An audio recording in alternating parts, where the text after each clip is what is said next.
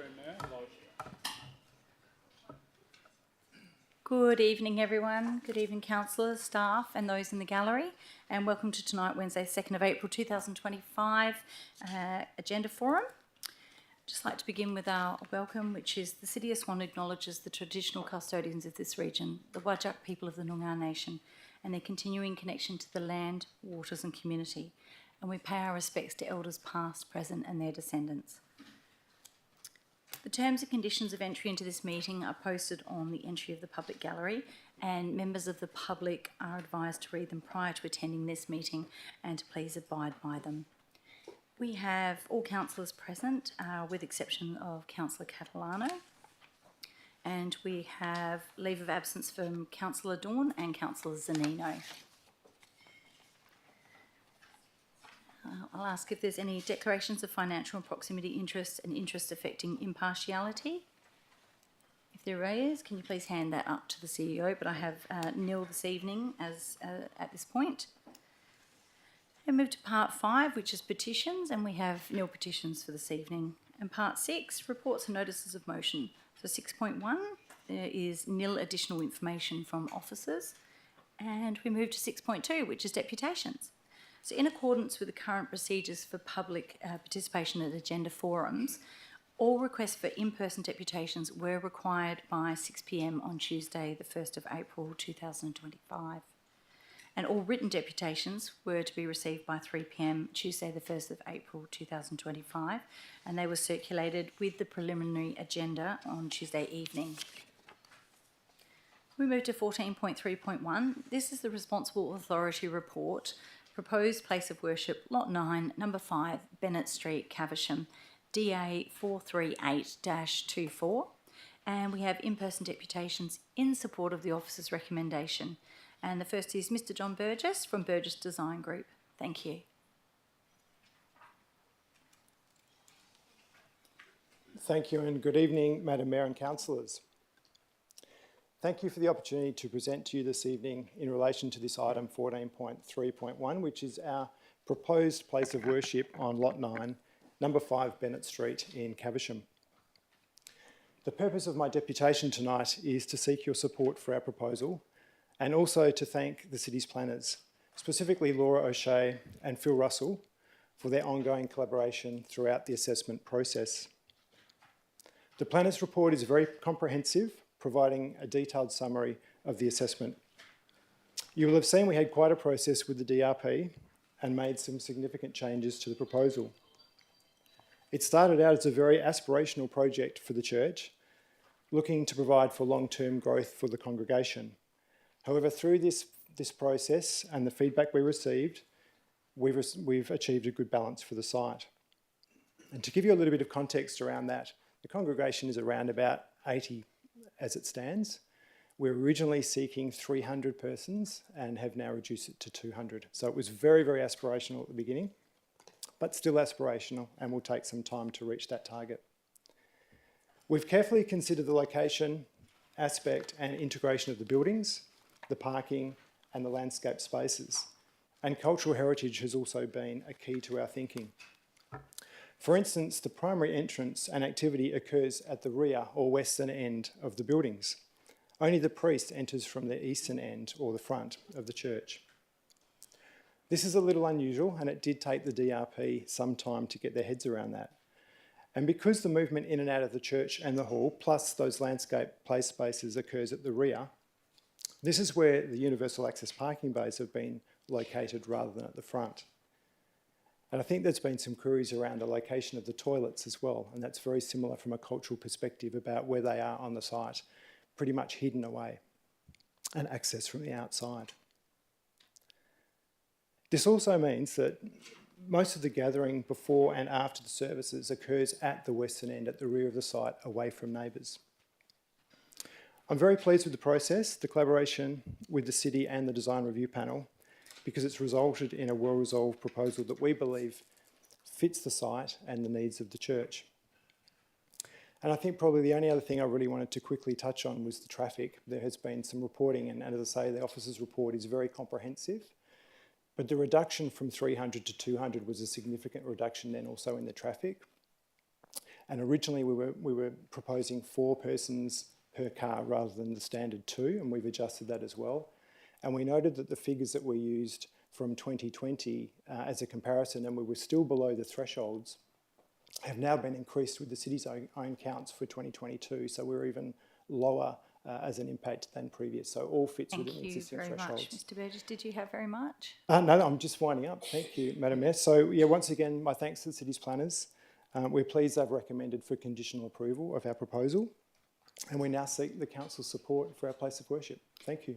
Thank you very much. I'll ask councillors, are there any questions for Mr Burgess? I think we had Councillor Bowman. Thank you, Madam Mayor. Thanks for the deputation. You sort of touched on the location of the toilets. Was there other locations considered that were further away from the neighbours to would be the southern side? No, originally the original location was the same side of the building but further to the west, rather than up at the front towards the eastern end. What we did as a result of discussions with DRP was to recess the doors in from that the southern boundary of the building to provide a little bit more space. But from a cultural perspective, the toilets are located there to be away from the activities of the church and the entrance to the hall and the church. Okay, so would you agree that the proposed location of the toilets will create the biggest impact to the 4 properties close by? I'm not sure that the impact from the toilets would necessarily be that great. The toilets are still internalised, so it's really only the access, it's pedestrian access walking to and from those toilet doors. But, you know, all the activities within the toilets are inside as normal. You mentioned that you redid the traffic impact statement based on 2 persons per car. If there was 2 persons per car, where would the other 50 cars park? So it's 4 persons per vehicle in terms of what the parking requirement is. What we had done initially in our traffic when we were looking at providing numbers for the site, the way the church operates is they actually have more patrons come in per car. So they have 4, which reduces the traffic even further. But we've adopted a standard rate of 2 persons coming in to the site per car. And questions about the function hall, or would I be better asking one of the other people that... Potentially, yes, okay, please. Yeah. I'll leave it at that, thank you. Thank you. Councillor Henderson. Thank you, Mr Burgess, and a very comprehensive report. In regard to condition 4, it says the maximum occupancy of the premises shall be limited to 200 patrons. Given that there's 2 buildings on the site, are you of the understanding that that's a combined overall 200 and not effectively a function in one and a church gathering in another? Yes, that's correct. It's combined. Thank you. Deputy Mayor. Yeah, thank you, Madam Mayor. Yeah, Mr Burgess, I've got a question about the neighbours to the south. I'm looking at page 28 of the agenda, Plan 1, Proposed Context Plan. It shows that to the south of the car park in the kind of beigey salmon colour, the buildings there are annotated as light industrial. Is that correct? And does anybody live there? So that's in terms of what the land use context is, they kind of appear more of an industrial use because of the significance of the sheds, but there is a house at the front of the property. Okay, thank you. Councillors, are there any further questions? Yes, Councillor Howlett. Thank you. Good evening. Whereabouts does the church currently worship? They have a premises in Malaga. Thank you. And is is that not suitable to their needs as it is now, and why the desire to move to this location? Councillor and Madam Mayor, it might be best if one of the church congregation who's speaking next answers that, if that's okay, please. Okay. Are there any further questions, councillors, for Mr Burgess? Okay. Thank you very much. Thank you, Madam Mayor. Thank you, councillors. And then we have our next in-person deputation from Ms Malukas.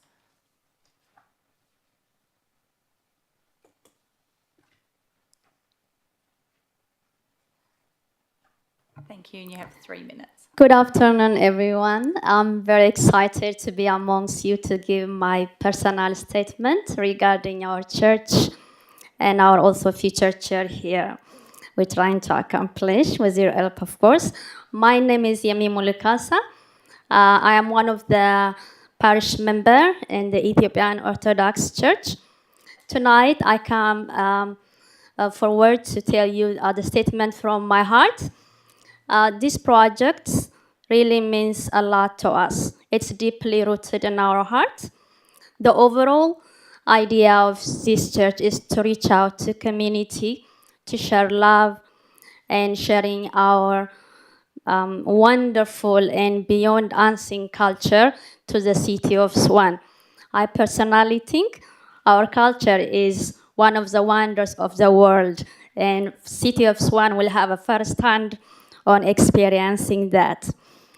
Of course, when it comes to our future neighbors, we understand. We know the frustration, especially the unknown brings a lot of anxiety and uncertainty, and that is also mutual. However, we are asking to get a chance to go hand in hand and learn from each other and make it a better Swan district. Ladies and gentlemen, I'd like to express, with being a member of the parish in our church, we've spent a lot of amount of time and days in meeting, 190 days to be precise. The members, we sit down and we thoroughly talk about this, how we should abide and be compliant with the city of Swan in order to get this. Clearly, our time and money and resources spent have said a lot, and we have walked the walk. Positive things do happen. We want this to happen for all of us. Just because one is doing all the positive, it doesn't make it happen. So we do need you to help us make it happen. Last but not least, we really appreciate you guys for giving us an input and suggestion for our church to go green. I'd like to thank you for giving me the chance to speak tonight. Thanks. Thank you very much, Ms. Mulukasas.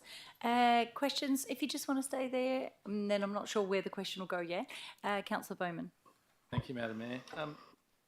Just regarding your Sunday service, what time does that currently start? Our service starts at 7 and finishes about 10 o'clock. Okay, and so what time do people start arriving?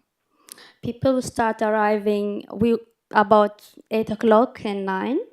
8 o'clock and 9, but your service starts at 7. Yes, it starts at 7, but the priests will want to be start early. But people comes not exactly at 7 all the time, but mostly about 7:30. So the actual service itself, what time does that start? 7. So the priest starts without congregation there. There are some cultural things, or according to our belief, that need to be done without the congregation be there. Okay, and your weekday services that finish at 8 o'clock, how much longer after the service is finished do people hang around for? After that on, we will gather around for some lunch, about 1 or 2 hours. So, no, this is the 8 o'clock at night. During the week, it's just a maximum of maybe 2 hours. Okay, so the function hall, can you explain to me what the purpose of the function hall is? The function hall is to for the kids to also have a Bible study. So pretty big function hall, isn't it, for Bible study? And also have lunch. It's kind of goes in many ways, just lunch and gathering together. Okay, and the 3 separate rooms in the function hall, what are they intended for? They are intended for the choir members to change some uniform and get ready to go ahead inside the main hall and worship. Okay, and are you aware if this gets approved? I noticed in the application it talked about the function hall having weddings and funerals and annual celebrations, that they'd be required to be finished by 1 p.m. on Saturday and Sunday? Yes, we will always abide by the law, sir. So you wouldn't have weddings on Saturday night or Friday night? Can you repeat that again? Sorry. So you wouldn't be having any weddings on a Saturday afternoon or a Saturday night? No. Okay. Councillors, are there any further questions? Deputy Mayor? Thank you, Madam Mayor. Yeah, my question is somewhat similar to Councillor Bowman's. The conditions would restrict the Sunday operations from 7 a.m. to 1 p.m. I guess my question is, is that sufficient time? Churches I'm familiar with would generally have an evening service as well. You don't have an evening service, is that right? That is a sufficient time for us because already started at 7 and we also want to go back home and get ready for next day. So that time is sufficient. Okay, thank you. Councillor Henderson? Thank you. The Sunday night finish time of 1 p.m. Generally in function centres and the like, we see earlier finishing times on a Sunday night. Should there be sufficient demand for it to be reduced in time, what would the latest be on a Sunday night that would work for you? If that we have to discuss with the members, also the fathers who are doing the service. But we had times where we all also went earlier than 1 o'clock. Of course, but if you have a condition that allows till 1 o'clock, the neighbours, particularly on a Sunday night, because the people have to go to work on a Monday morning, usually like to see earlier finishes than a Saturday night, as an example. So, if it's possible for that to be reduced, I wanted to know what would the latest be for a Sunday night that would work for you? 1 p.m. In the afternoon on Sunday. Oh, that's PM, as in afternoon. Oh, sorry, my apologies. Okay, we're okay. Thank you.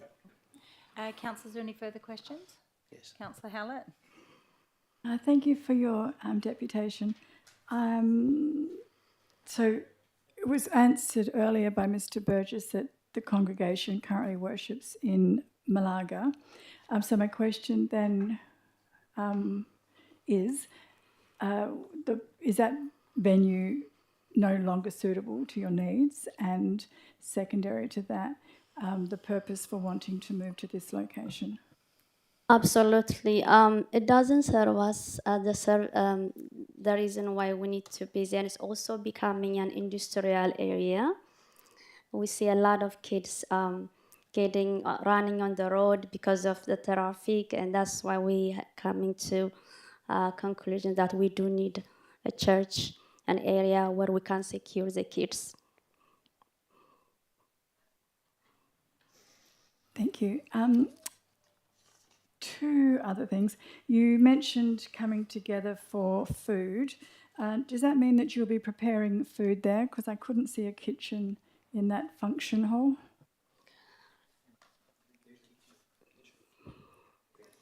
There is a kitchen, yeah. Okay, I'll have a question for staff then following that. And in your deputation, close to the end of it, you said something about one is doing all the positive and you need us to. Could you please explain what you meant by that and who the one is that's doing all the positive, please? Oh, thank you. Excuse my grammar, just in case I didn't state it correctly. What I mean to say is we all need to work together in order to provide the young youth, the young children of Australia, to give them a positive way of life, and also being positive with one another in order to accomplish what is rightfully for Swan District. To work hand in hand is what I meant. Further question? I do. It's probably a bit of a difficult question to ask, but does the Ethiopian Church, Orthodox Church, support homosexuality or not? I don't think that's a reasonable Point of question. order, relevance. Thank you, Councillor Bowman. Perhaps May- that's a question you could have with the church offline, and a question you might be able to email to them. I'll ask councillors, are there any further questions? Sorry, Councillor Ringo. Hi, thank you so much for your statement. I just wanted to clarify, so what time regarding Christmas Eve and Easter Eve, given that obviously Easter is coming up, what time do you guys plan on running your services and stuff? Christmas night, we start about 9 p.m., yes. Yeah. And then what time does that finish? About 2 a.m. in the morning. 3 a.m. Another question following up, sorry. Because just going back to Councillor Bowman's question before regarding weddings and stuff, if you're finishing at 1 p.m. and there's not going to be any function, I'm just curious as to the 2 a.m. finish. Curious and Yeah. why it's finished at 2 a.m.? Yeah. That's the way our faith belief goes for Christmas and Easter, to be at church to get to the sundown in the morning. And then are you also then aware of the time that your neighbours next to you would probably be asleep at that time, and it could potentially be a disruption to their sleep? Absolutely, but that's why we are more open to communicate with our neighbors, so they are aware of everything. We do everything also, including them. Okay, so what have your team put in place to try and minimise the disruption to their sleep at 2 a.m.? A lot of things will be input, especially people will be outside, encouraging everyone to do everything as quiet as they can, because we need to be aware of our neighbors and we need to respect their way of life also. Those people being outside, what exactly will they be doing? Are they just standing there, noise control, or? It could be noise control, it could be leading the members to come inside the church nice and quietly, to park their car, not to disturb the neighbors. Thank you. Councillor Henderson. And also I would like to add, just for your own clarity, that there is no alcohol or anything like that in our church. Thanks. Councillor Henderson had a question. Thank you. So that I get my AMs and PMs right. The Christmas Eve and Easter Eve, you suggested 3 a.m. finish, and I think 2 a.m., sir. so it is 2. I thought I heard you say 3, so 2. Okay. 2 a.m. So I want to be clear that it's 2. Thank you. Thank you. Councillors, any further questions? Councillor Knight. Thank you. Just a question, will there be live music? Absolutely not. That's not No so bagpipes or drums or anything like that? No. Councillor Singh. Thank you. Is the function hall, is only your organization use that function hall for your religious ceremony, or is any other community group you going to be giving them to for do their services or something for private function? Absolutely for our use only, sir. Okay, thank you. Councillors, any further questions? Okay. Thank you very much, Ms. Malakis. I hope I pronounced that right, sorry. That's Malakis? fine. Thank Malakis. you. And now we have an in-person deputation from Ms. Beggershaw.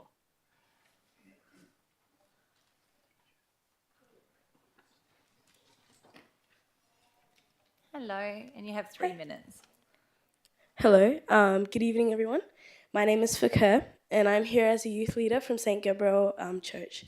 And I ask for your support in approving our plans to build a much-needed facility for our congregation. Many of us at St. Gabriel find this church more than just a place of worship. It's a second home for most of us, and it's where we come together as a community, where the young people, like myself, find guidance and build our relationship with God. Our church has been growing, and in that growth comes a need for more space, particularly for our Bible study and our youth programs. Our programs provide a strong moral foundation for our children, teaching them core values such as respect, kindness, love, compassion, and service for each other. Beyond that, our church is a place where young people stay engaged in positive and meaningful activities, away from all the negative influences in society. We run mentorship programs, cultural events, and charity initiatives that benefit not only just our congregation, but the wider community as well. I also want to assure you that our activities are peaceful, community-friendly, and there's no alcohol, loud music, or no call to prayer. We are simply in a need of space where we can continue to do our good work while being good neighbours. With your support, we can create a space where faith and education, as well as our community, comes together. A space where our children can learn without distraction, and where our youth can gather with purpose, and where our growing congregation can continue to thrive. We already have the land, now we just need your approval to build. This isn't just about expanding our church, it's about investing in a safe, supportive space for our young people and families to grow.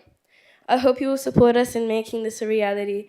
Thank you for your time, and I'm happy to answer any questions that you may have. Thank you very much, Ms Beckershaw. I'll ask councillors. I've got Councillor Bowman. Thank you, Madam Mayor. Thanks for the deputation. What times and days are the youth program? So they run after when the sermon is running. So it's roughly around from 10 to about 11 o'clock. So it's just an hour, not too long, on the Sunday. And the Monday to Friday service, are there meals afterwards? Not for the Monday, Friday. And so just on Sunday there's meals? Yeah. So that's after the service? Yes. May I clarify? We only have this Monday to Fridays. It's usually just on Friday. We don't have it any other day during the week. Okay. And why is the function hall integral to the church? So for me personally, because I am one of the youth leaders, so I teach the kids as well. So we are very much struggling with space at our church, our current church. So we teach on the Astro area, so it's where cars are meant to park, and there's not much space. So having the function hall allows us to have that space designated just for the youth to actually separate them out and have the classes and make sure everybody is, getting the basic education that they need. Okay, thank you. Councillors, any further questions? Councillor Knight. Thank you. Just one. Will there be any animal sacrifices on site? Not at all, no. Okay. Okay, councillors, are there any further questions? Thank you very much for your deputation, Thank Ms you. Beckershaw. And we move to 14.3.2, which is the I did have a question of staff. My apologies. Oh, sorry. The questions will be at the end. Yep, that's okay. So we move to 14.3.2, Responsible Authority Report, Proposed New Shop Building, Market Fresh IGA, and modifications to the Barker's Store and Warehouse Building, Lot 450, number 124 Swan Street, Guildford, DA 900-24. And we have the first in-person deputation in support of the officer's recommendation, Mr Trent Will, Taylor Burrell, Barnett.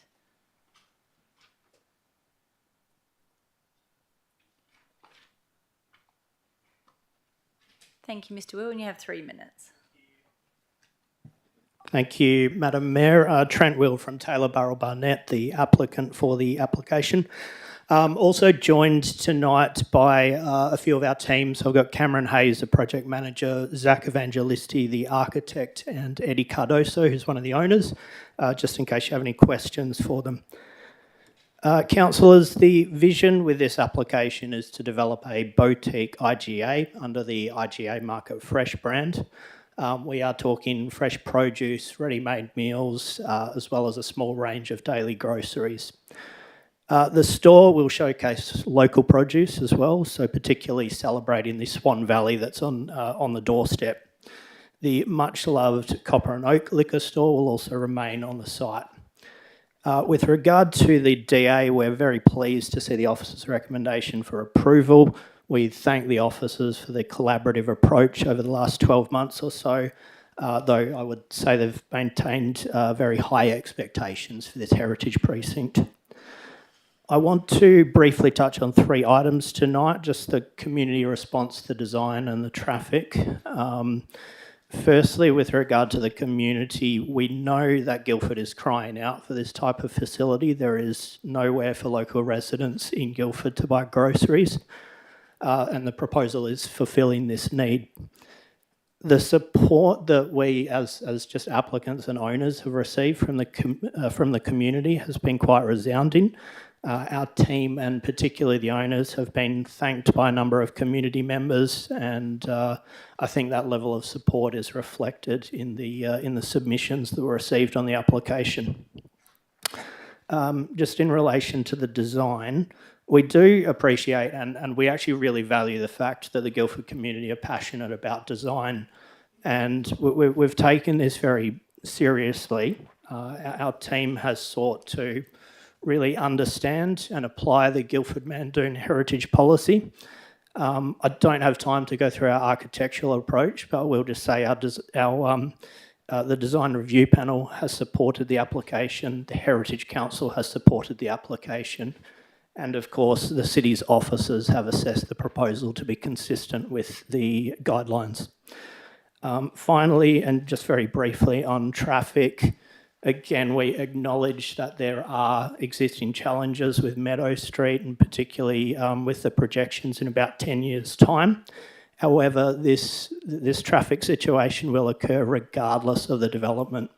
Meadow Street carries regional traffic, and this local IGA would add a very small proportion of traffic toward that. Just looking at the peak hour, for example, there are over 1,500 vehicles using Meadow Street. During that time, the IGA is projected to generate between 83 and 92 vehicles. So that concludes my deputation. We are seeking your support for the officer's recommendation. Thank you. Thank you very much, Mr. Will. I'll just ask councillors. Councillor Bowman. Thank you, Madam Mayor. In the application, you talk about the other 2 stores, and there's an average wait time of 4 minutes. Do either of those have a liquor store attached?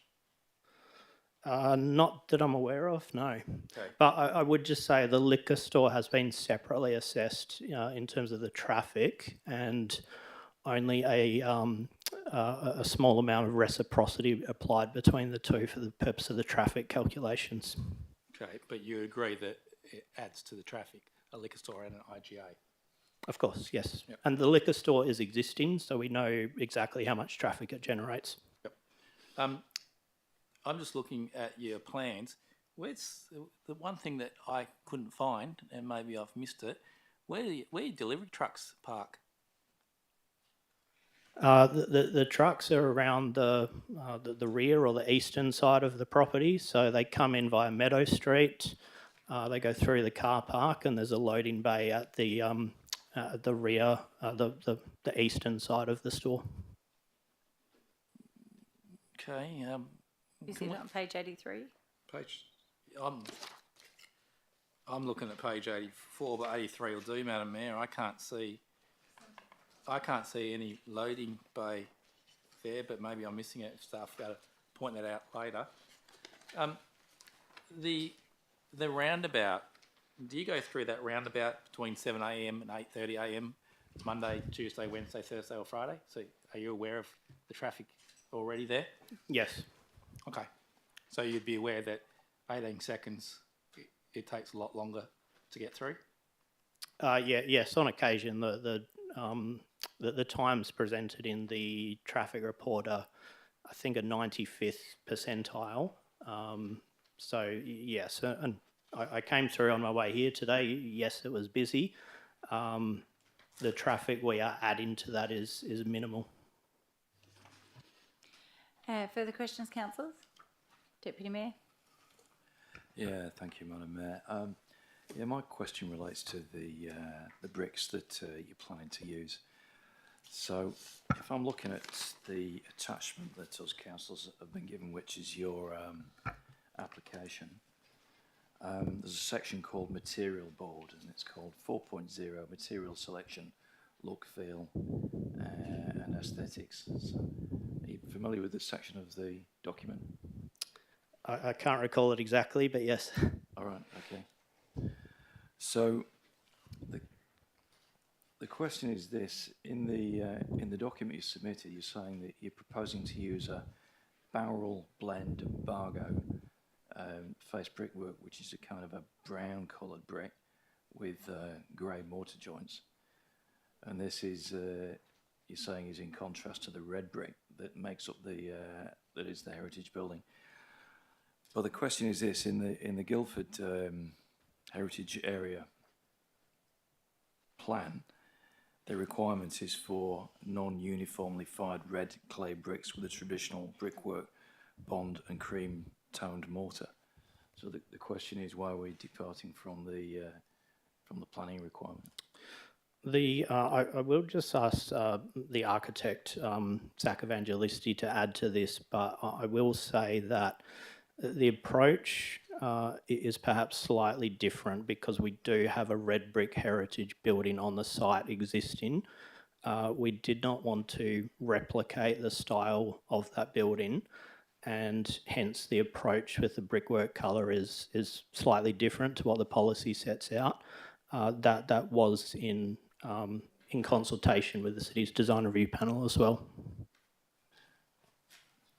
Hi, Madam Mayor, councillors. So the comments came from the design review panel, and the reason being we wanted to create a distinction between, obviously, because of the sensitivity of the site, the heritage building that was there and what we are proposing.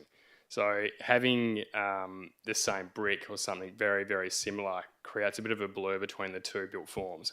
So if we create the new proposed building out of a slightly contrasting brickwork, we can then recognise what is existing and then what is new. Okay, so I guess the question I've got to ask about that is, as I understand it, the heritage planning policy suggests that the distinction between a new building and an old building can be either in the form of the building or the colour. In this case, the IGA is a completely different form to the heritage building on the site, and is, even if made of the same colour brick, it would be obviously distinguishable from the heritage building. So isn't that how you apply the policy? You've got a different form, so you use the same material. That's what it says in the planning policy. So I guess the question is, why didn't we do that? Yeah, I understand your comment, councillor, but I'd just reiterate the design approach has been in collaboration with the design review panel and supported by the Heritage Council. But I don't think the design review panel makes pronouncements about heritage, does it? It's just a design review panel. There was a heritage expert on the design review panels that we attended, and I think the heritage aspect of it was looked at in a lot of detail. True. So you do understand that the Guildford Heritage Area Planning Policy is part of the local planning scheme and should be adhered to. I understand. I mean, it's a due regard document, and it is a performance-based document that is comprised of objectives, first and foremost. My view is that we are consistent with the objectives of that policy, and that the approach taken with the heritage design and the brickwork was tasteful with the heritage building. Thank you. Councillors, are there any further questions? No, thank you very much for your deputation. And we now have Mr. Terry Quaife.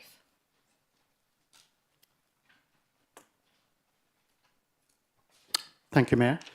My name's Terry Quaife. I live at 170 Swan Street West in Guildford. I'm 100% in favour of this application. Guildford is a town with 4 pubs, but nowhere to go for basic food provisions. So this development will be a very welcome facility for the Guildford community.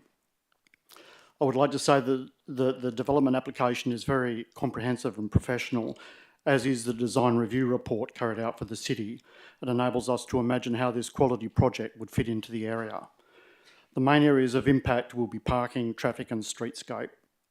Firstly, on parking, the application is for a small local supermarket where the average time spent on site per customer is estimated to be only 4 minutes. Nothing like restaurants or pubs where people spend hours per visit.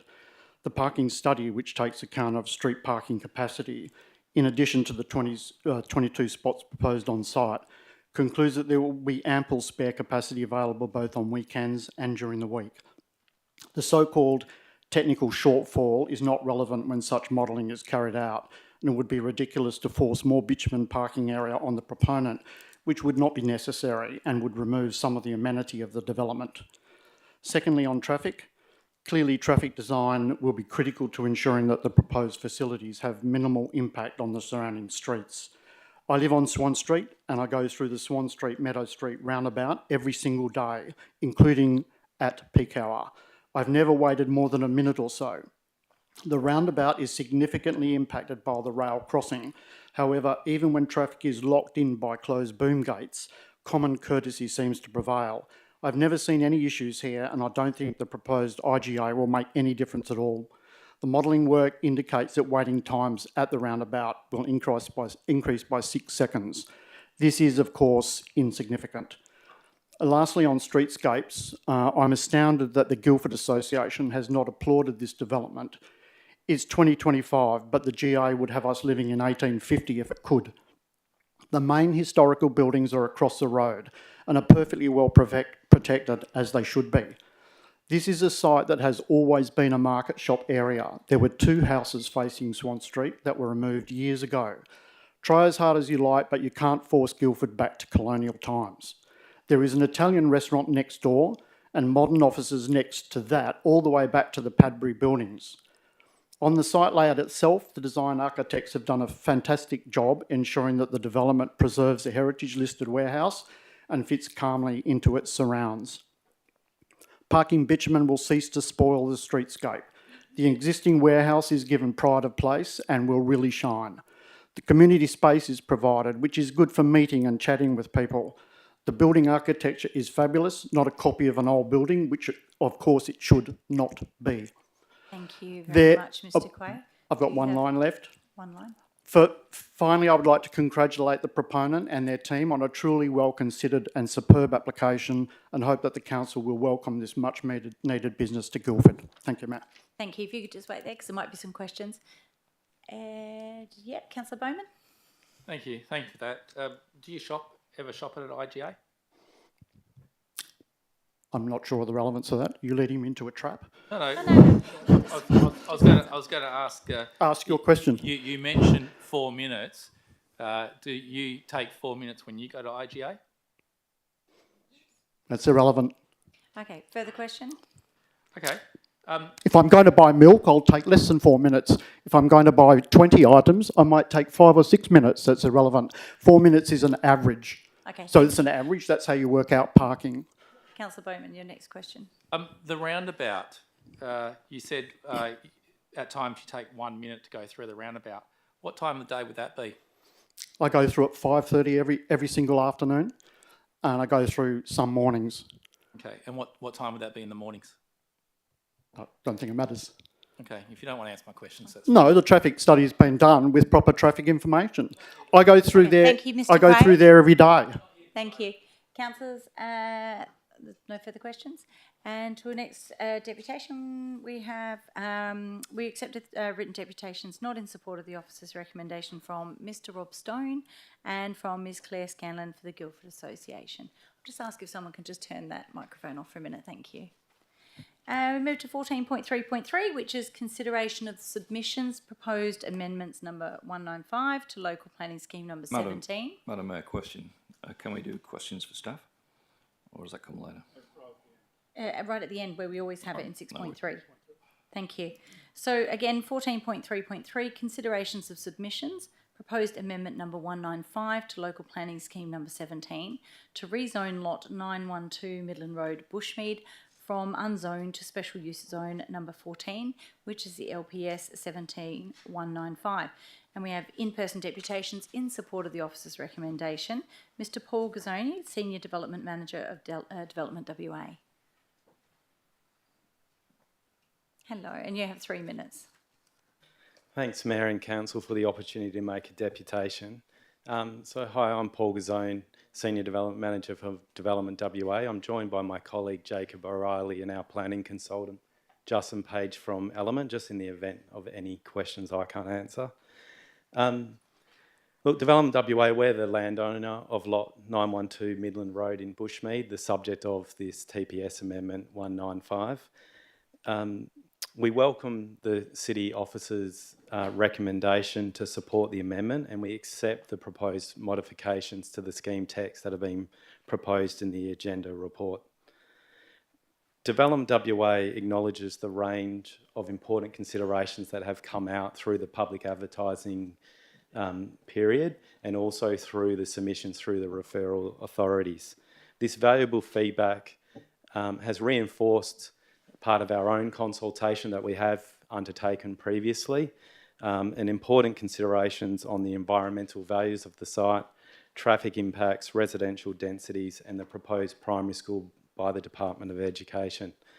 This valuable feedback we'll consider in great detail in the next phase of planning should this amendment be supported. As I said, we've undertaken a level of community and stakeholder engagement in the past that has informed the planning work that we have completed to date, that has supported the previous MRS amendment to urban and the subject of the application for the amendment. In closing, as outlined in the Officer's agenda report to Council, the rezoning of lot 912 Midland Road is a necessary step to bring this land into conformance with the MRS urban zoning. The rezoning will then allow the future structure planning phase to progress, of which more detailed design and planning will be undertaken in consultation with the city, with the community and key stakeholders. We're seeking the Council's support for this amendment. Thank you. Thank you very much for your deputation, Mr Gazone. I'll ask, councillors, are there any questions? Deputy Mayor. Yeah, thank you, Madam Mayor. Yeah, my question is, this relates to the number of submissions. It looks like people in Bushmead are under the impression that this was bush forever. Was it ever bush forever, this lot? No, it's not. It's a previous Commonwealth-owned site for the defence. It does contain important environmental values which are reflected in the conditions, the subject of the special use zone. We have done a lot of engagement with the EPA as a part of the referral process. The EPA deemed that the amendment didn't warrant a formal assessment based on the detailed work that we have done to date. But yeah, the answer is no, it wasn't bush forever. And I guess a question, have you engaged with people on Bushmead Estate just to help them understand that? Yes, we did preliminary to support the original MRS amendment application. We undertook a values mapping survey of surrounding residents, and we've also subsequently undertaken direct engagement that we arranged to get initial feedback to guide our planning. We always incorporate that in all our projects. So we have engaged with those residents opposite and in the general surrounds of our development. Okay, thank you. Councillor Hallett. Thank you. So the idea is that this land will be used for a future primary school, is that correct? A component of the land, the Department of Education have requested provision for a primary school, yes. Do you have any idea what year or decade that is being looked at for? I don't know, I haven't been advised myself in engagement of the timing of the primary school site. That would be a matter that the Department of Education should answer in terms of their analysis of the surrounding schools and their student numbers. The advice we've been given through our preliminary engagement is that this school is required. They didn't seek it through other surrounding developments, and given the growth that has occurred in the Bushmead locality, that this school will be required. So we've worked to try and incorporate it in our concept planning to date. Do you know how many children are currently living in the Bushmead estate? My understanding it was slightly older people perhaps who maybe didn't have young children anymore. Some of the concerns raised with me have been that they bought there thinking it would be a lovely bush site for them to grow old in and not have to contend with the primary school. So was this school always on the cards? Do you know when the estate was developed? I think it's fair to say we were only made aware of the requirement for a school site at the MRS amendment phase when that came through the referral process. So it's not something that we were aware of when we embarked on this project. All right, councillors, any further questions? Councillor Henderson. Thank you. In the similar vein, in respect of the school, have you received any further justification from the Department of Education around their actual need for this, other than them simply saying that they have a need? Because it would seem that there's nothing to justify it at this stage. But clearly it talks about looking at that at a later stage. But Education Department's renowned for land banking, and that concerns me if it just ends up being another scrubby block. So have you got any further detail on that? So I think what's important is, so this scheme amendment isn't, I guess, setting the location and the land use for a primary school. That is to be determined in the next phase of planning. We will definitely be doing strong engagement with the Department of Education to confirm the information that you're asking for incorporation in a future structure plan. We did undertake preliminary engagement with Department of Education to be on the front foot, given it's a significant land take within our development. I don't know, Justin, if you have anything to add to that, other than that type of detailed investigations and engagement with education will occur in the next phase should this be supported. Thanks. Perhaps another question later of staff. Thank you. Councillors, are there any further questions? No, thank you very much, Mr. Gazone, for your deputation. Thank you. And then we move on to written deputations that are not in support of the officer's recommendation. Ms. Debbie Pash. Is Debbie here? Oh, that was attached. Thank you very much. We move on to 14.5.5, which is lots 503, 504 Paradise Keys, Ballajura. And we have in-person deputations in support of the officer's recommendation. Mr. Peter Burke from Fairway Villages. Thanks, Peter. You have Thank you, 3 Madam Mayor. minutes. Councillors, officers, I did take the liberty of forwarding to all the councillors a presentation from Fairway Villages. Did you receive the presentation through your emails? That was just an attempt to try and circumvent sort of the 3 minutes that I have today. I don't believe I did. Did any other councillors receive that? It's this document. It's quite colourful. No. We sent it on Tuesday morning from the office. Okay, we'll see if we can get a copy of that at the end for everyone. I've got some spares.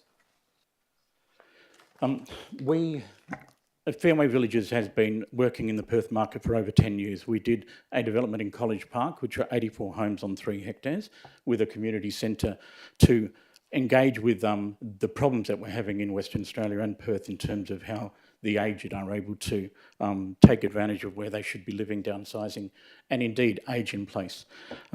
When we put the expression of interest in through Knight Frank to the City of Swan, I understand we were one of 2 or 3 tenderers, and we were successful in getting to the stage where we moved to the due diligence.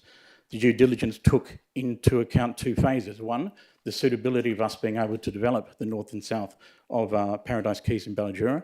And secondly, having focus groups, of which we did on 2 occasions on the 21st and 22nd of March 2025. On the first day we had 4 focus groups, on the second we had 4 focus groups. By focus groups I mean people from Ballajura adjacent to the actual site.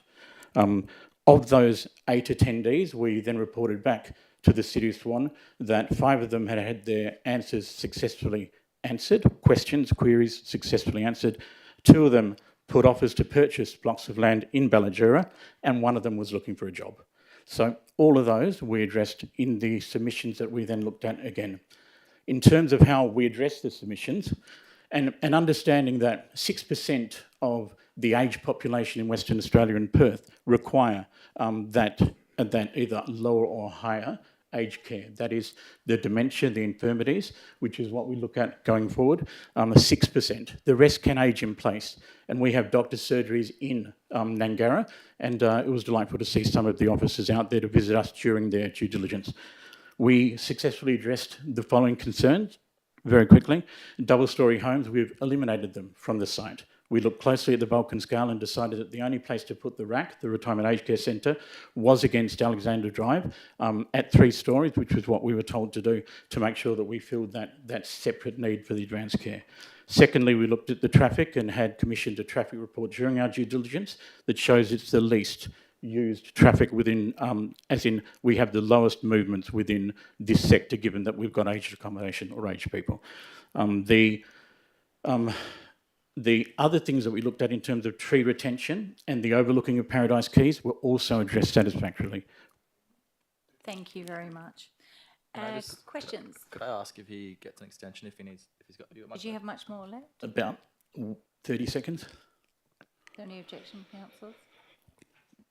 So we addressed all the things that we'd need to do if we were successful in getting this across the line. One, the passive overlooking of Paradise Keys, they're rear loaders, which means that how they front Paradise Keys is very important. All you'll see is home frontages and tastefully decorated fences and wallings. The public art and the action group, we have said to the action group, we're very happy to meet, to sit down and work out not just the impact of this development through traffic reports that we do in our DD, but everything else. We'll sit down with you and go through that in terms of how it affects Emu Swamp Reserve, how we interact with that reserve. In terms of everything else, all of that is going to be the subject of a proper JDAP meeting and in respect of the RAC Centre, a normal application for development approval and building licences, that all the parking and normal actions that need to be addressed at those times will be. Thank you for that last speedy end. Councillors, are there any questions? Councillor Knight. Thank you. One of the concerns that's been raised is the tree loss. Now, there's a council resolution in February 22 that no trees were to be removed. There's 7 trees going. What do you have to say? So that's a difficult one, councillor. The reason it's difficult is to allow ingress and egress through a particular site, we have between 10.3 and 11.1 metres between each of the trees that I've measured personally. We think we can move from 7 lost trees to 2 and possibly none. What I've said to the action group is we will work with you with our botanists, with our engineers to make sure that the truncations to go in and out to properly service even council refuse trucks will be addressed at that stage. We're adding 14 trees to the rear of the northern site on the far right, and those 14 trees and any other, so those 14 trees will be planted mature and fresh to again address concerns of the residents that are abutting onto the northern side of Paradise Keys. I think it's very, very difficult to replant trees, but we have obligated to do that if they're able to be replanted somewhere else. When I put the offer to the council, I think council's advice was simply that they wouldn't survive. Okay. Another one, a lot of these kind of villages have, a lot of the residents have RVs and things like that. Where would they all go if? So in this particular village... They're going to go in a shopping centre, are they? No, no. And they won't go on the street. But in this particular village, we'll have a small area that will only suffice 6 of those in the southern side next to the community centre. When you look at the concept plan is just a concept. It has to go through the DA stage, through JDAP, through all of the proper circumstances that warrant a development of this magnitude. Okay, and just finally, there's compulsory multi-storey buildings on Bermuda Drive, back onto Bermuda Drive. Is it any chance they could be moved so that they're not overlooking the residents of Bermuda Drive? I deleted all of those on Tuesday. Okay. There are 3 double stories only. They were deleted on Tuesday. Okay, all right, thank you. Right, councillors, are there any further questions for Mr. Burke? Yeah, just a question. Could you just flesh out some of the ways that the development would interact with Emu Swamp and how, you know, there are plans to kind of support that site? So the purchase contract dictates that I settle in June, and that you then go on as a council and delineate lots 503, 504 and 505. 505 has been characterised with a line on the map where any incursion into there by the developer is not possible. However, when I walked Emu Swamp, unfortunately, the 3 times I've done it, and one after the deputations on the 21st and 22nd of February or March, the problems that I saw in Emu Swamp was, one, I couldn't see wildlife. It was smelly, it was muddy, the trees were half dying, and from where my lot finishes, if I'm successful in purchasing it, to where Emu Swamp starts, is a massive degrading of what's out there at the minute. So what I've obligated to council through the officers in council, Kylie Kajini and Richard Green, with simply that we would obligate in writing and legally to help the action group and the council try and make that better, to look at how the understory sits and to try and interface our community centre with public open space, nature trails. Funnily enough, council, when I opened this up on my computer in September last year, I had a flag on there for Ballajura in a submission I did in 2015, which was the last time the council tried to sell this site in Ballajura. And it was an interesting find on my computer, because 10 years ago in 2015, the council looked to try and sell this too, and it hasn't been sold.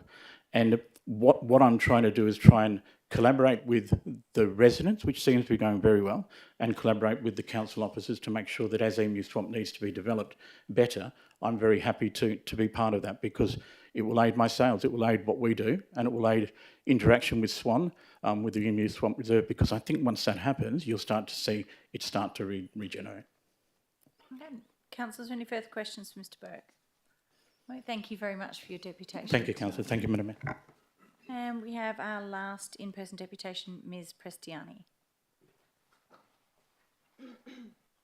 Hello, and you have 3 minutes.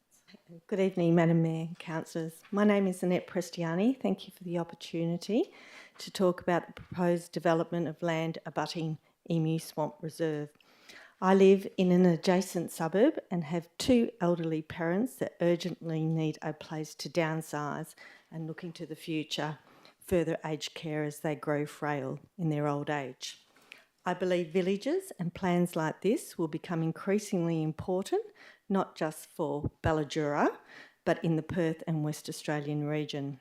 We will need an excess of 15,000 homes for retirees and villages, such as the one proposed in Ballajura by Fairway Villages, further paving the way to free up housing stock for other purchasers. I support the development and hope there are more like this in Perth. Thank you. Thank you. Just come back just for a moment, just in case we do have a question. Councillors, does anyone have a question? This is just a genuine question. Do you have any kind of financial interest in Fairway, or you just really want to see I really the want development? to see. Yeah. No financial. And you'd anticipate you'd probably purchase a property there for your They will parents? look at it, yeah. Yeah, cool. That's all good. Councillors, any further questions for Ms Prestiani? No, thank you for your deputation. Okay, councillors, move to 6.3, which is councillor questions in regard to items on the agenda. Councillor Bowman. Thank you, Madam Mayor. Regarding 14.3.1, question through you, Madam Mayor, to the relevant staff. The hours of operation, for example, on the Sunday 7 a.m. to 1 p.m, does that mean the hours that the church actually starts the service, or does that mean the hours that the gates open and people start arriving? Yeah, Mr Russell. Thank you, Madam Mayor, through you. It's a fair question. What is in the report is the details that were provided in the written documentation to us. So where it says there, for example, Sunday, 7 a.m. to 1 p.m. for worship services, I would take that, read that to say that the doors are open for people to, the gates are open for people to access the site to attend the buildings from 7 a.m. Thank you. Further question? So if that's the case, will we be able to have that a more clarified condition? Because I don't read it as that. Through you, Madam Mayor, certainly the council, if it wants to reasonably provide some absolute certainty, around how that would operate, absolutely you can recommend, if you're so mindful, a revised condition. My next question is function hall. My understanding is the best fit in our zoning is reception centre. Is that correct? If the question is it best to characterise this function hall as a reception centre, the answer is categorically no. There is a use class in the scheme, reception centre, yes. And so the use class would not be allowed in this zone? A reception centre is not permitted in the general rural zone, that's right. So why is it considered that the function hall or reception centre forms an integral part of the church? Through you, Madam Mayor, I would hope that in addition to the documentation that's been provided, that the Congregationalists on behalf of the Ethiopian Church have articulated that what is happening on the site is a place of religious service and activity, and associated with that, in conjunction with that, a hall in which members of its congregation will gather interchangeably. So the place of worship is the entire facility. They are not disaggregated, even though the plans, and we've got to remember sometimes the way plans are presented, they're perhaps less than accurate in conveying the meaning, but what is quite clear is that the church building and the function hall, they are singularly characterised and constitute a place of worship for the combined use of a religious community. Madam Mayor, follow-up question. How is it quite clear? Through the material that's been submitted, discussions that the city have had, and I would have hoped, Madam Mayor, that the Congregationalists, in answering the questions and explaining their purpose here, the council can get an indication that this is a community facility for this religious grouping of people that they will use with a fundamentally religious-driven purpose. Next question, Madam Mayor. The deputations today, did they provide conflicting advice with what's in the report? Through Madam Mayor, nothing that I picked up on, no. Okay, thank you. The design review panel had there was fatal flaws still. What are those fatal flaws? Through you, Madam Mayor, that is a false categorisation. The design review panel has made it clear that there are no fatal flaws left over. There are matters in relation to lighting, some details on materiality and landscape treatment. It is true to say from the outset, as the proponents probably didn't fully acknowledge, their starting proposition had fatal flaws from a design point of view.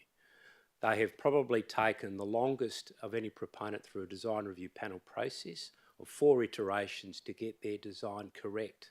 So their design is now correct. There's only some minor details to be resolved. There are no fatal flaws from a design review panel point of view with this application anymore. Can we be provided with the site coverage calculations, the general rural properties that comprise the precinct, to see how the 25% average was achieved? Through you, Madam Mayor, the short answer is yes, but I would go as far as to ask, what is the purpose of drilling down into staff's assessment on these applications? I may go as far to say you're getting into operational matters, but the short answer is yes. But if I'm able to understand the intent or the purpose more, I might be able to assist council better. Thank you, Councillor Bowman. If you're able to email Mr Russell then. Madam Mayor, I've already asked the question and he will respond. it was yes, this can be provided if Thank you. required.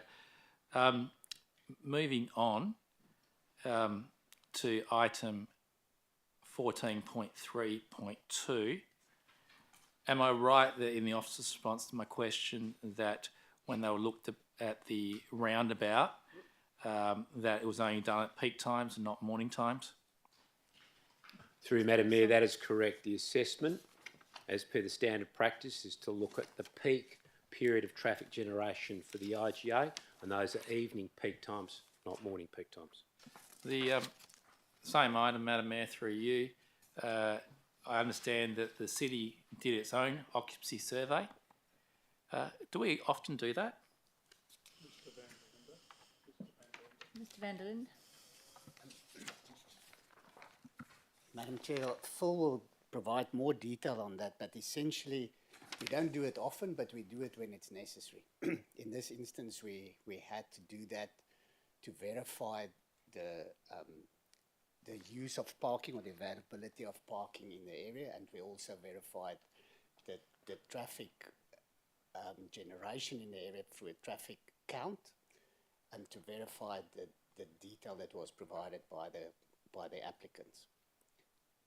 That was clearly necessary after we've received submissions from the community in that regard, and that information we decided will be very helpful for council to have before they make a decision, and also it is useful information that in the operations team in assets, as you know, they do calculations and those type of studies at various times. So that information is now available for them to use for other purposes as well. So, and that was at a cost of $7,000. It's approximately 7,000. It's correct. What's the point of having a design review panel if they can't agree on something?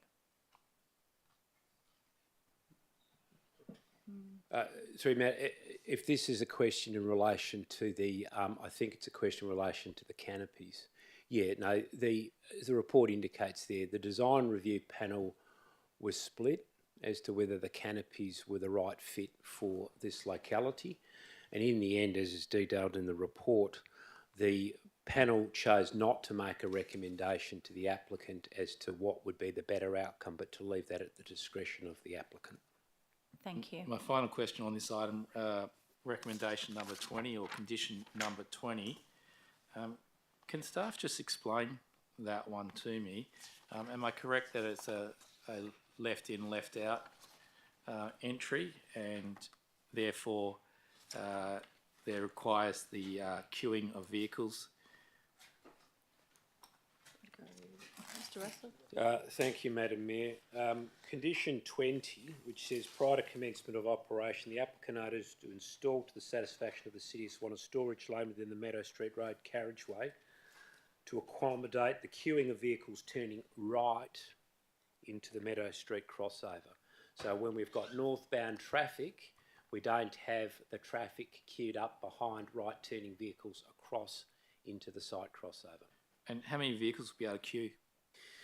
Through you, Madam Mayor, the applicant's assessment indicated that they wouldn't have more than 2 vehicles queuing, but of course I'm pretty sure we would probably want to have a contingency margin of error to make sure that it could maybe accommodate a bit more than that.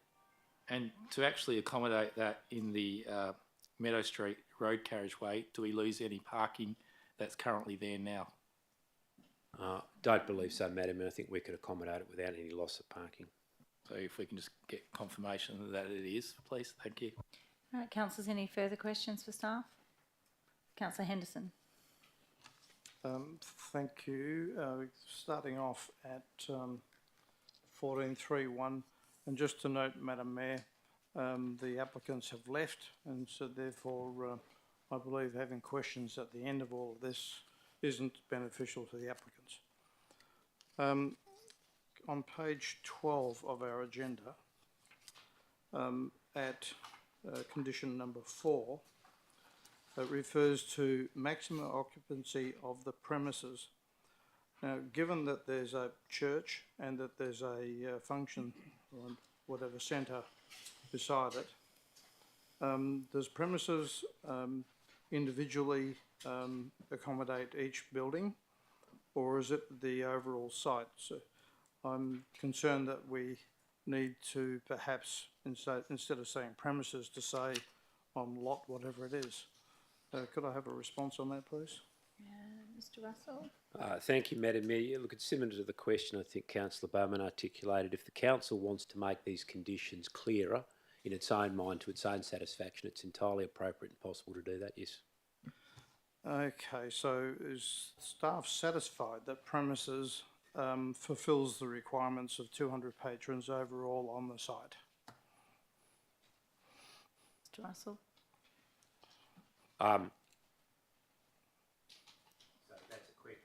It's a question as to whether that modification would suit. Well, as I said, it's at council's discretion. If the council feels that that's a more precise way in which it can articulate the requirement to the JDAP, then that wording is fine. Thank you, Mr Russell. I think I'll give up on that one. On condition 33 on page 15, considering that the buildings will not be inhabited, apart from obviously the caretaker's building, why do we have a condition there for being constructed to that AHD?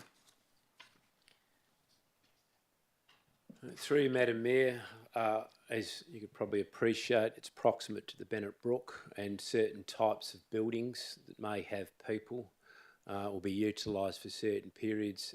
There is a flood mitigation risk by ensuring that you build it up so that you're not being adversely impacted by flood levels. So that was a recommendation from the Department of Water and Environmental Regulation with respect to this development abutting the Bennett Brook, and that's the reason for it. So the question was about habitation. So people are not going to live there, so why do we have to have it? Well,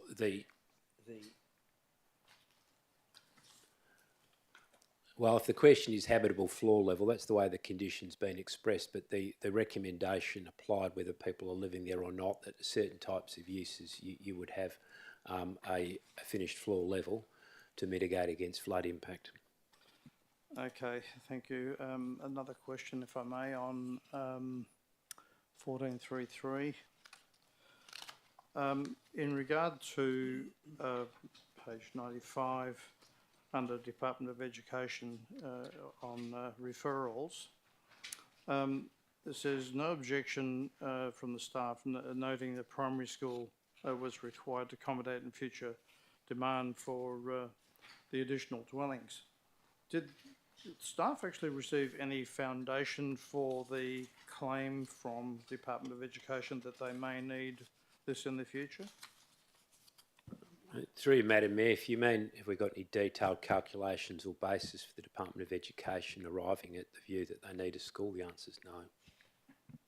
So at this stage, it's questionable as to whether or not it's needed, and we won't find out until later, but we'll give it a tick, and so that means it becomes Department of Ed land. So we're stuck in a loop, and ultimately we might end up urbanising it anyhow. Is that how it works? Perhaps the best I can say, Madam Mayor, is that the question as to whether or not there is an actual need for a school in this location to serve this area will be looked at by all stakeholders in detail at the subsequent structure planning stage. It's nothing that we can resolve at the stage of this amendment. Thank you, Madam Mayor. Thank you, Councillor Henderson. Deputy Mayor, you had a question. Yeah, I've got several, Madam Mayor. Going back to the IGA 14.3.2, I asked the applicant question about the colour of bricks, and I've got the Guildford Heritage Area Planning Policy here. I'm seeing that at 8.4.3 materials and colours, it says non-uniformly fired red clay brick walls with their traditional brickwork bond and cream toned mortar. That's performance criteria and measures. And then under design guidance, it says walls, brickwork is red clay brick of a non-uniform firing that closely matches historical brickwork and traditional bond patterns found on contributory buildings within the same street, and in this case, actually on the site. Now, as the building design is clearly not a heritage building, why then has the design panel sought fit to override the Guildford Heritage Area Planning Policy? Mr Russell. Through you, Madam Mayor, perhaps if I can take the council to page 64. And in deliberately setting out this report, we wanted to remove any doubt as to whether this proposal met the heritage instrument. And so if we have a look at page 65, talks about materials and colours. And then the first paragraph there is the policy intent. You must meet the policy intent against that element.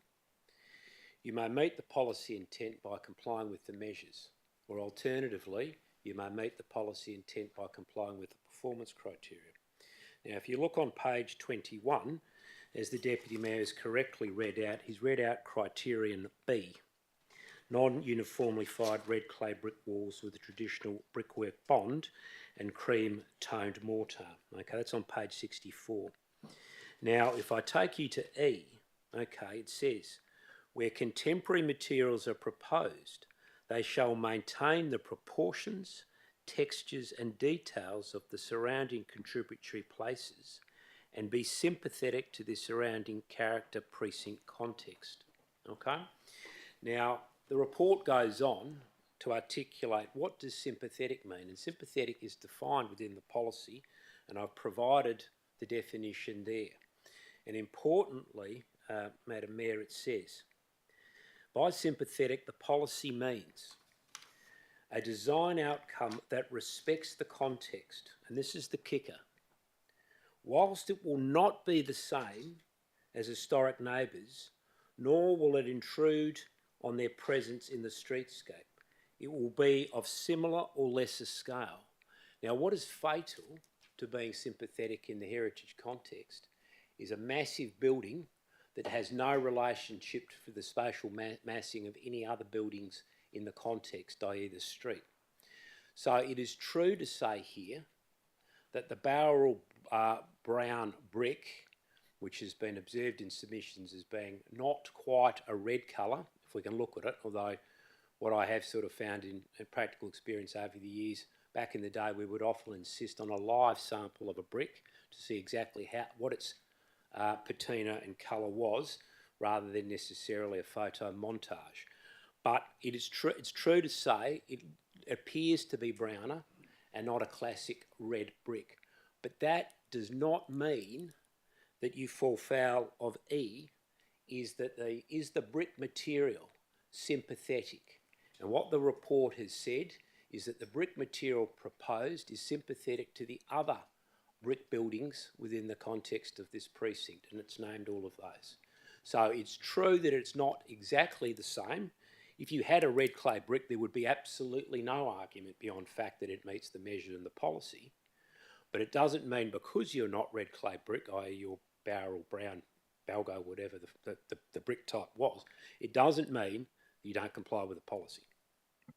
So what you're saying is that if it was a red clay brick, it would unambiguously comply with the policy and keep everybody happy. Isn't that right? That's exactly right, Madam Mayor. If you are absolutely red clay brick, you're on all fours with the policy. That would be true. But I think in this instance, and going back to the question, the design review panel has considered that this type of brick colour is sufficiently sympathetic with other development in its context. And often there is a leaning to ensure that you don't have a replica heritage building, because that is not heritage respect, as outlined in the Borough Charter.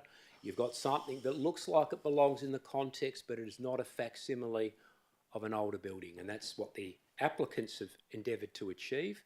And for what it's worth, that has been accepted and agreed upon by the Heritage Council and our design review panel. So following question then, is the form of the new building in the form of a heritage building? Through you, Madam Mayor, the short answer is yes, and that's, I would hope, clearly articulated at some length in this report in front of you. Further question, Deputy Mayor? Yeah, I looked at Appendix D, which was the SIDRA results, which is about traffic, but it's so complex I wasn't able to understand it. Can you explain it to us, Mr. Russell? Yes, through you, Madam Mayor. When we had all of this, what my approach to this is to take this technical SIDRA modelling and other traffic modelling and put it in plain layman's terms that we could all clearly understand. And so what I did is I asked the applicants to go away and to produce diagrams of all the turning movements through the Swan Street, Meadow Street roundabout that did two things, and it's in the report. It said at the peak evening period, this is the current volumes of traffic in all directions, and expressed in terms of queue lengths and expressed in terms of delays to make the movement. And then silently, what we thought would be useful for everyone, including ourselves, was to then quantify with the added traffic in the PM peak period from this development to those peak period traffic volumes, what the extra delay was. And the report has quantified that the longest delay, based on that traffic modelling, is the southbound approach, that is travelling north, across the rail line, northbound along Meadow Street in the evening peak, where I think the peak extra delay from this development, if it goes ahead, is 4 seconds.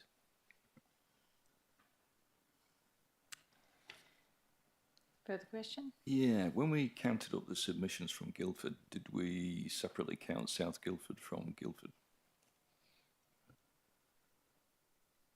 Through you, Madam Mayor, what we did, certainly yes, when we reported on submissions within the Guildford locality versus submissions outside of the Guildford locality, South Guildford was taken as a separate locality outside of Guildford, yes. Thank you. And page 66 of the agenda suggests that plantings will include olive trees. Is that such a good idea, so near to the Swan River? Well, Madam Mayor, page 66, where we quote the report, and this talks about what the Guildford policy says about traditional plantings, and I'll read it. Traditional tree plantings include olive, jacaranda, flooded gum, fruit trees and flame trees in larger gardens, etc. So far be it from me to say the policy has said that olive trees are a traditional planting in Guildford, so the applicant is, if they're proposing all of that, then that would appear to be consistent. Of course, we recommend a landscaping condition if the council's of any particular view that some species should be preferred than others. It is free to alter the condition to that effect. Further question? Yep, different subject now. 14.3.3, which is the rezone lot 912 on Bushmead Estate. Where is this piece of land in relation to Bushmead Estate? It's very difficult to tell from the agenda where it is. Mr. van der Linde?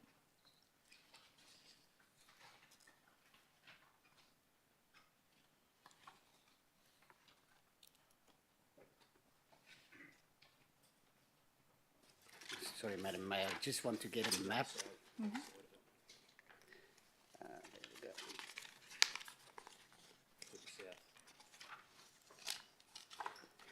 we go. The Bushmead Estate is to the south of it, but I'm just trying to find a map in the agenda so that we can. So if you look at page 103, so if you look at page 103, where this site is located, special use 14, or where additional use 52 is identified in the top map. So Bushmead Estate is the estate directly to the north, which is labelled there AU 103. Thank you. And I did ask the applicant the question. So a lot of people in Bushmead are under the impression that this piece of land is zoned bush forever. So just to check, has it ever been zoned bush forever? The answer to that was no. And where is the bush forever zoning around Bushmead Estate? Which is, I think, what people in Bushmead are perhaps mixing up with this piece of land.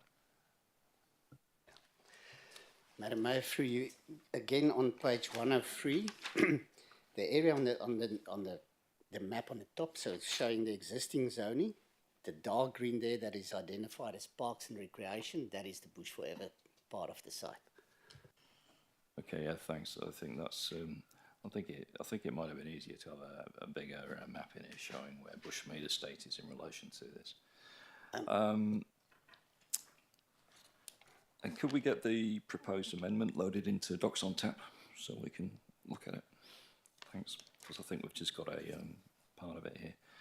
I've got questions now about 14.5.4, which is New Junction. So if I turn to page 251. So we've got the Providence Lifestyle Group. I've got an option. So when is this project going to go ahead? Because it looks great in here, but do we have a date? Mr. Vasquez, thanks.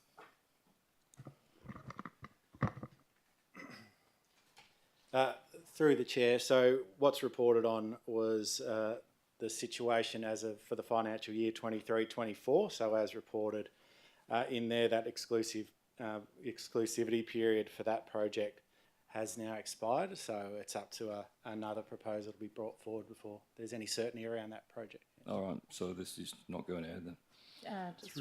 Through the chair, as briefed to council members just recently, there is an item that's planned to come to you in May on that lot.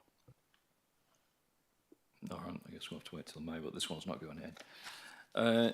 Next question is on page 265.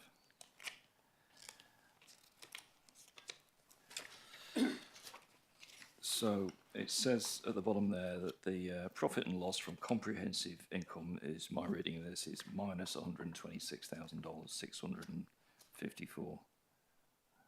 Yeah, minus $126,000 basically. So the question I've got is, if we look at the financial scale on page 238,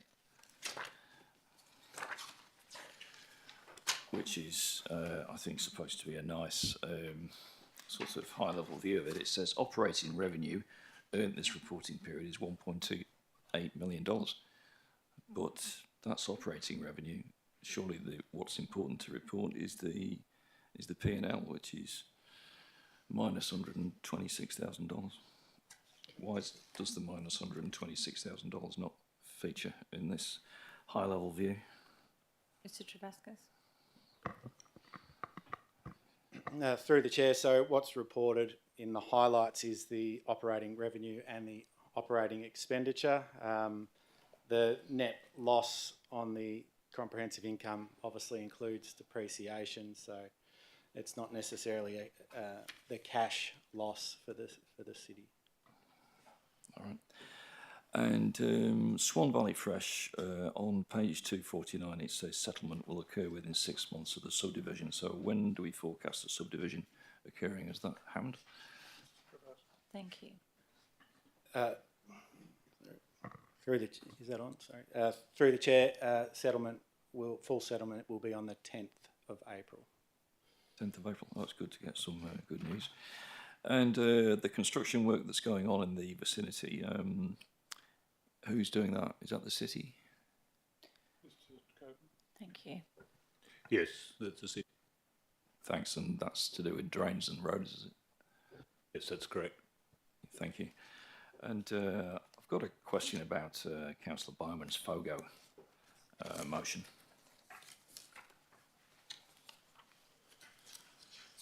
If I can find it.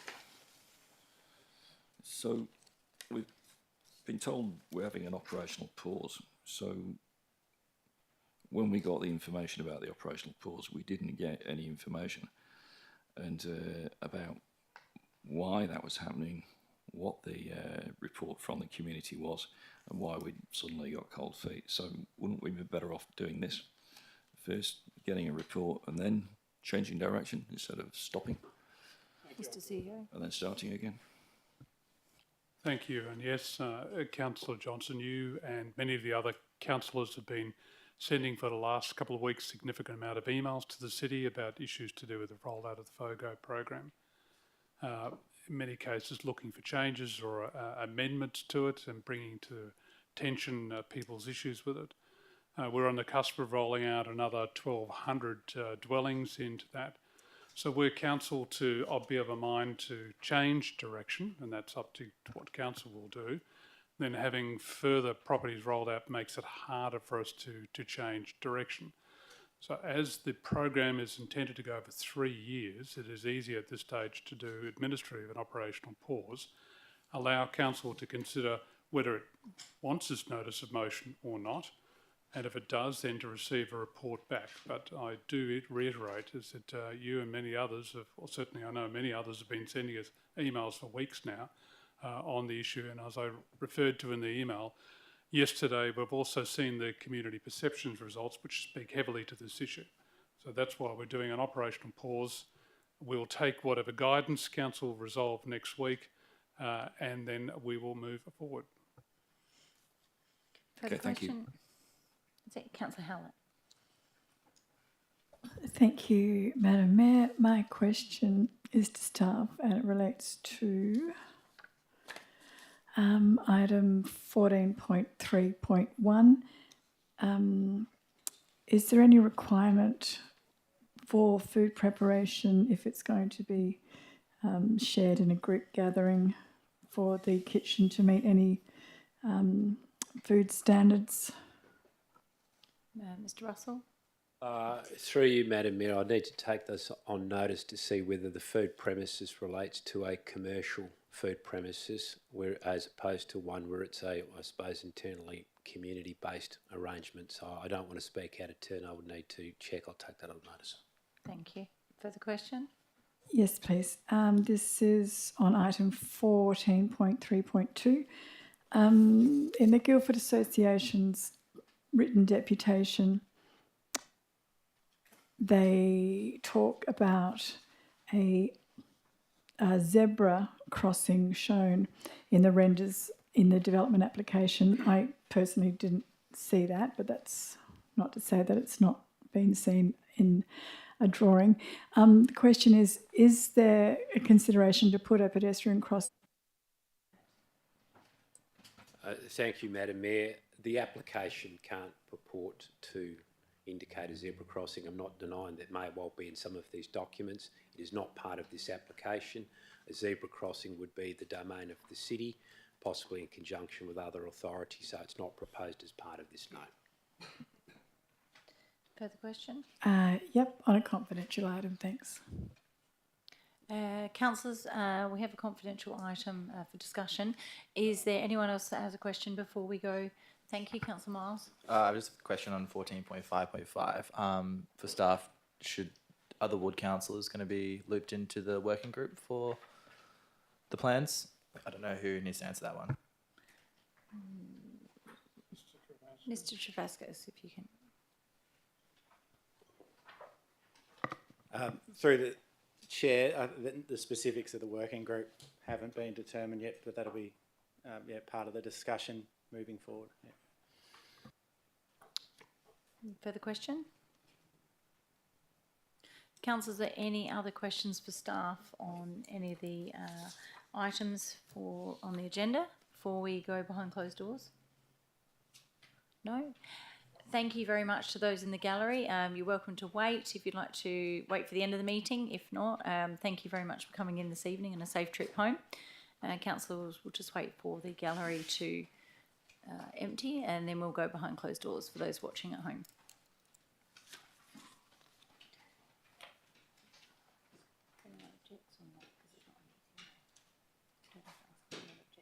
Yeah, so you can't make a motion at no motion to be raised now to move behind closed doors. Oh, but do we just go? Yep. Okay. Just go behind. Yeah. We'll just ask competent questions. Okay. Offline. Not yet. Okay. Are we all good?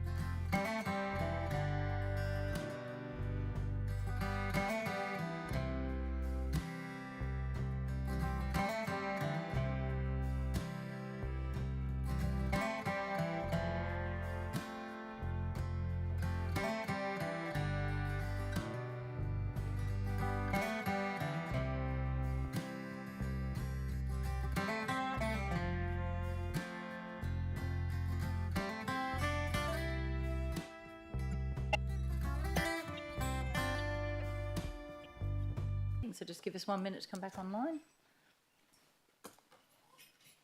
Yeah. You came out from behind closed doors. You don't have to say why or anything No, like that. just- Back in meeting. Close the meeting.